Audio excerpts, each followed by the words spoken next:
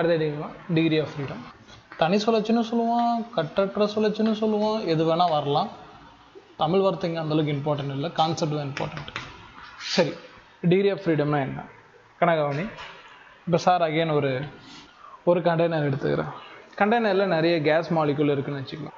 ஒரு case மாலிகுலோட property என்னென்னா கவனிக்கணும். இப்போ ஒரு கேஸ் சார் இங்கே எடுத்துக்கிறேன். இந்த கேஸ் மாலிகுல் என்ன பண்ணலான்னா 3 விஷயம் பண்ண வாய்ப்பு இருக்குது. ஒன்று, ஒரு இடத்துலேருந்து இன்னொரு இடத்துக்கு நகரலாம். நகர்ந்து இங்கே வந்துருச்சுன்னு வச்சுக்கலாம். இப்படி நகர்ந்துச்சுன்னா இதுக்கு பேர் ட்ரான்ஸ்லேஷன். அண்டு வந்து பார்த்தீங்கன்னா இப்போ இன்னொரு கேஸ் இருக்குன்னு வச்சுக்கலாம். இது தன்னைத்தானே இப்படி ரொட்டேட் பண்ணிக்கலாம். இப்போ நம்ம திரும்புகிறோம்ல, முன்னாடி பின்னாடி திரும்புகிற மாதிரி கேஸ் மாலிகுல் என்ன பண்ணிக்கும், முன்னாடி பின்னாடி அப்படியே சுற்றிக்கும்.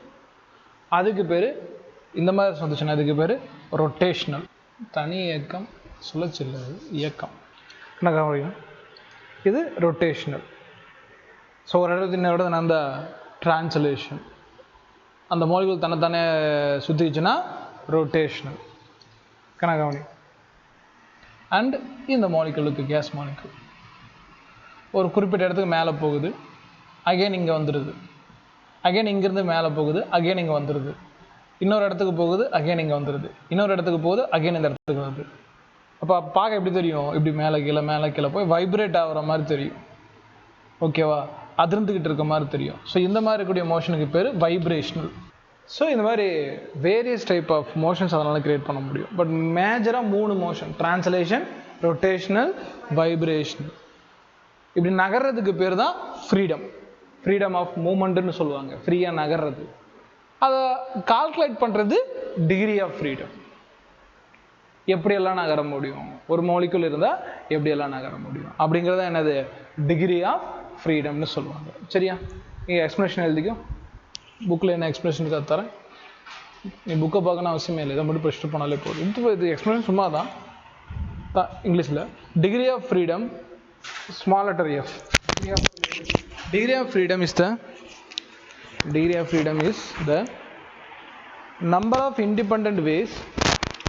Degree of freedom is the number of independent ways in which molecule possess translational, rotational and vibrational. Translation, rotational and vibrational motions.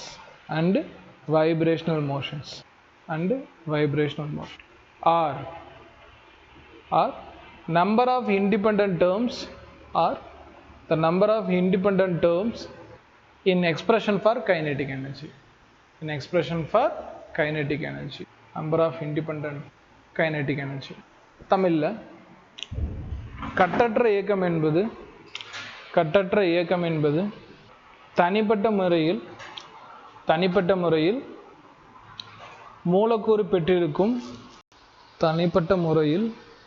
மூலக்கூறுகள் பெற்றிருக்கும் நகர்வு,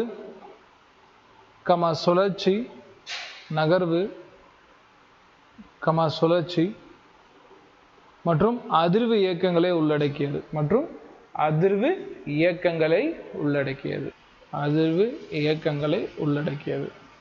அல்லது தனிப்பட்ட முறையில்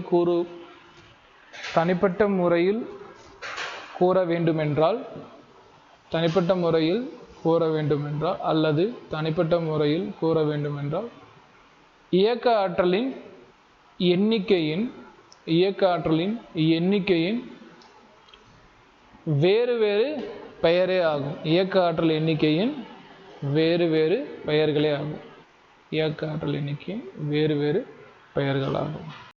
ஓகேவா, அடுத்த அப்படியே கண்டினியூ பண்ணு. டயக்ராம் காப்பி பண்ணிட்டியா கனகாவணி? அடுத்து ரொம்ப முக்கியம், இது ஒரு கண்டினியூஷன் தான் டிகிரி ஆஃப் ஃப்ரீடம். எக்ஸாம்பிள்ஸ் என்னென்ன உதாரணம் இருக்குது, எக்ஸாம்பிள்ஸ் இருக்குன்னா, first mono atomic case.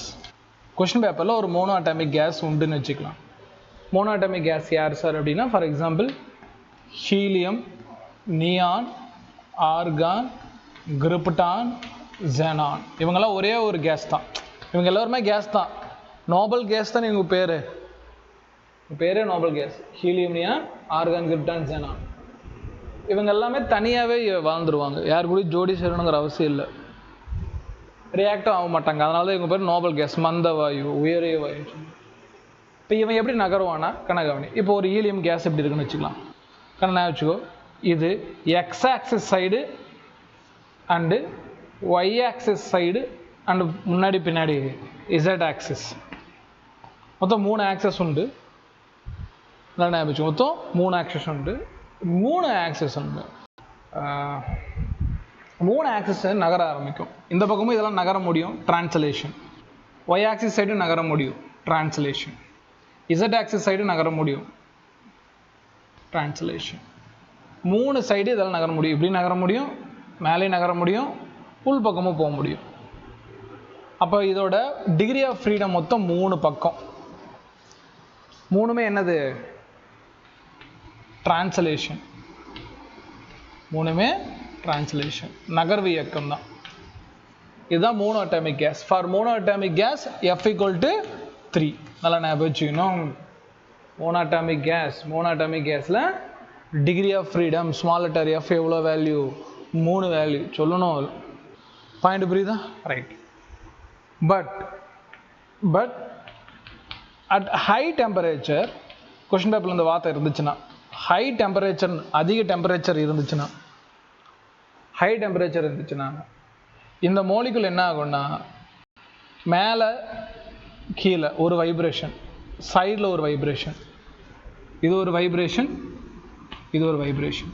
2 vibration extra ஃப்ரீடமாக இருக்கும். இது எக்ஸ்ட்ரா 2 வைப்ரேஷனல் மோஷன்ஸ் யாரால் காட்ட முடியும்? மோனோ அட்டாமிக்கால் காட்ட முடியும். ஏன்னா நார்மல் டெம்பரேச்சர், கொஸ்டின் பேப்பரில் மேக்ஸிமம் நார்மல் டெம்பரேச்சரில் degree of freedom 3, but at high temperature extra 2. அப்போ at high temperature mono atomic கேஸோட டிகிரி ஆஃப் ஃப்ரீடம் 5.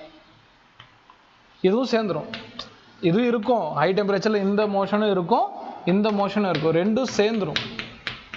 2 சேர்றதுனால ஹை டெம்பரேச்சரில் F = 5. சரி, மேக்ஸிமம் இதுதான். கொஸ்டின் பேப்பரில் அதிகமாக நமக்கு வந்தது இதுதான். அடுத்தது நெக்ஸ்ட்டு டைஅட்டாமிக் கேஸ். டைஅட்டாமிக் இரட்டை அணு. யார் சார்? 2 பேர் ஜோடி சேர்ந்துருப்பாங்க. உதாரணத்துக்கு H2, ஓகேவா, F2, Cl2 எக்ஸெட்ரா. நிறைய பேர் இருக்காங்க இந்த மாதிரி. 2 பேர் இருந்தால், 2 ஆட்டம் இருந்தால், ஃபார் எக்ஸாம்பிள் இது H, இன்னொரு H, இதுதான் H2 மோலிகுல்னு எடுத்துக்குவோம். இது எந்த சைடில் சார் நகரும்? X axis, Y axis, Z axis எல்லாத்துலேயுமே என்னது? X, Y, Zல டிரான்ஸ்லேஷன் நகரும். டிரான்ஸ்லேஷன் அப்படியே இந்த பாடி எக்ஸ் ஆக்சிஸ் சைடு நகரும் இல்லையா, ஒய் ஆக்சிஸ் சைடு நகரும் இல்லையா, இசட் ஆக்சிஸ் சைடு நகரும். அப்போ இந்த இடத்துல டிரான்ஸ்லேஷன் மொத்தம் 3. அவ்வளோதானா சார் அப்படின்னா நோ.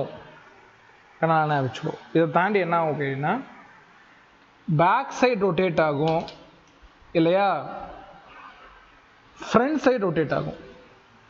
2 சைடு ரொட்டேஷன் உண்டு. நல்லா காது கொடுத்து கேட்டுக்கோ, 2 சைடு ரொட்டேஷன் உண்டு.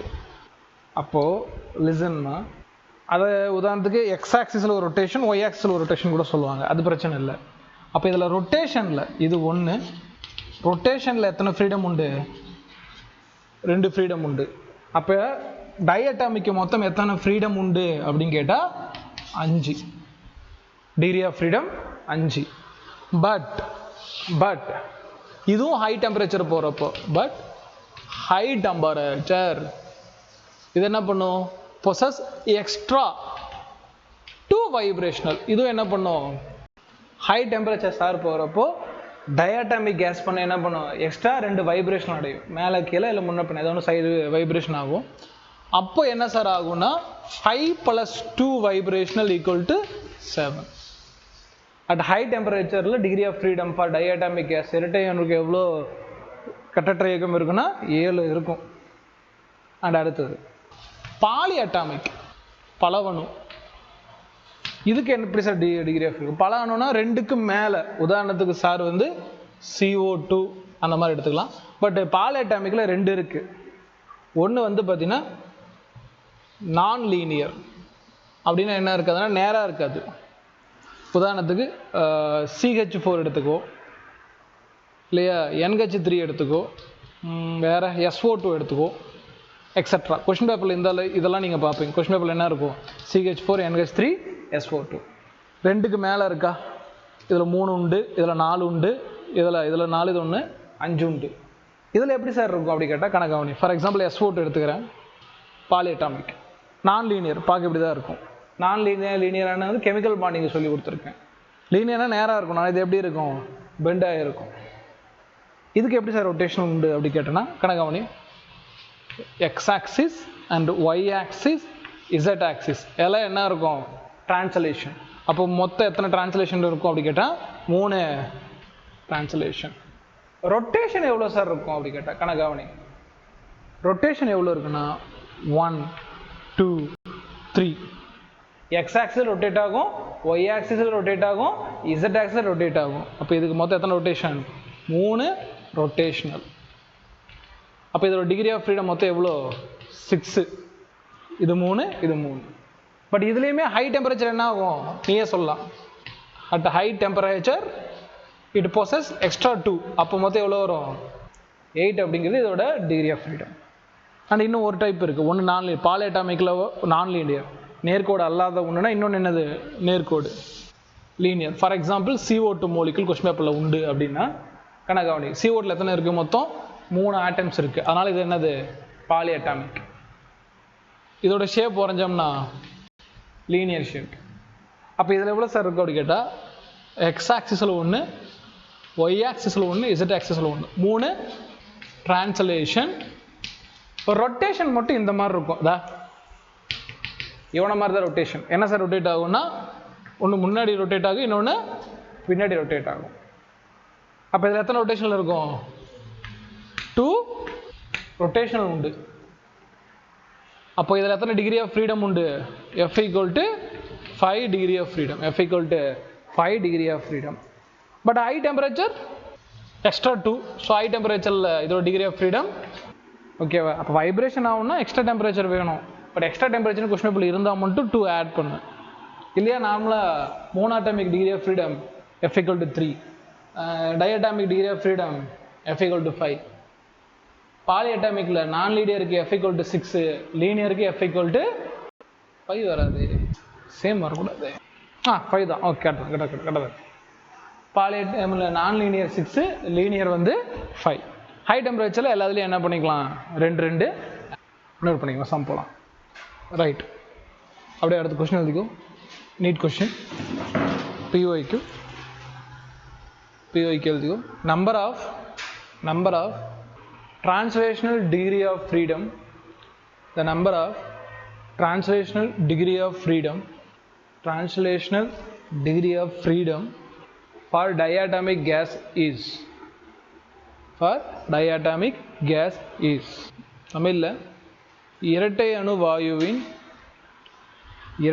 வாயுவின் மொத்த நகர்வு இயக்கங்களின் எண்ணிக்கை, மொத்த நகர்வு கட்டற்ற இயக்கங்களின் எண்ணிக்கை, மொத்த நகர்வு கட்டற்ற இயக்கங்களின் எண்ணிக்கை.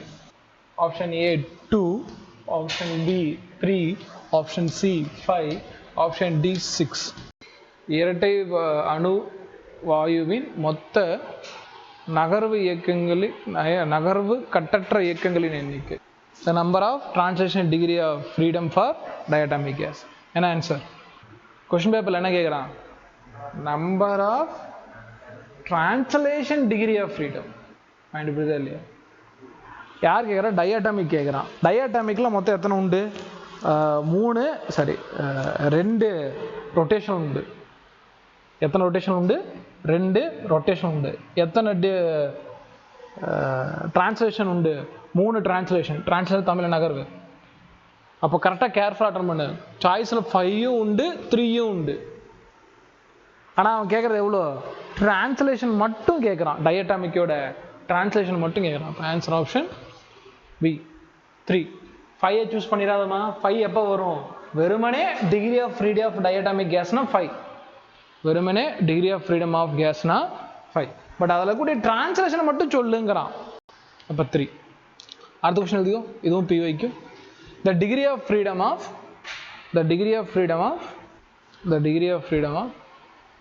triatomic gases. The degree of freedom of triatomic gases. Degree of freedom triatomic gas. தமிழில் மூவணு மூலக்கூறின் இல்லை மூவணு வாயுவின் கட்டற்ற இயக்க எண்ணிக்கை. மூவணு வாயுவின் கட்டற்ற இயக்க எண்ணிக்கை. Option A 2, option B 4, option C 6, option D 8. Try பண்ணுமா. The degree of freedom of triatomic gas. மூவணு வாயுவின் கட்டற்ற இயக்க எண்ணிக்கை. Option A 2 4, option A 2, option B 4, option C 6, option D 8 உண்டு. கேட்கலாம் சார் இதில் என்ன கொடுத்துருக்காங்க, ட்ரைஅட்டாமிக் கேஸ். அப்போ 3 அணு, 3 பேர் வந்துட்டானா கணக்கு கவனிக்கணும். 3 பேர் வந்துட்டா அவனுக்கு மேலே இனிமேல் என்ன பேர், பாலிஅட்டாமிக் கேஸ். பாலிஅட்டாமிக் கேஸில் லீனியராக நான் லீனியர் கொஸ்டின் பேர் தரல. சரி, இருந்தாலும் லீனியர்னா எவ்வளோ சார்? நான் லீனியர்னா 6, லீனியர்னா 5. சாய்ஸில் 5 இருக்கா? இல்லை. இன்னொன்று யார் இருக்கு? 6 உண்டு. சார் கொஸ்டின் பேப்பரில் 5 இருந்தால் என்ன பண்ணுறது? ஏன்னா 3 அணு ட்ரையாட்டாமிக்கில் 2 இருக்கே, ஒன்று லீனியராக இருக்குது, நான் லீனியர். கொஸ்டின் பேப்பரில் என்னென்னு வரல. அப்போ நான் என்ன சார் பண்ணட்டும், 6 5 வந்துச்சுன்னா கிரேஸ் மார்க் கொடுத்தா ஆகணும், வேறு வழி இல்லை. அப்படி தரமாட்டான், கவலைப்படாத. அப்படி அவன் தரணும்னா எக்ஸாக்டாக மென்ஷன் பண்ணணும்.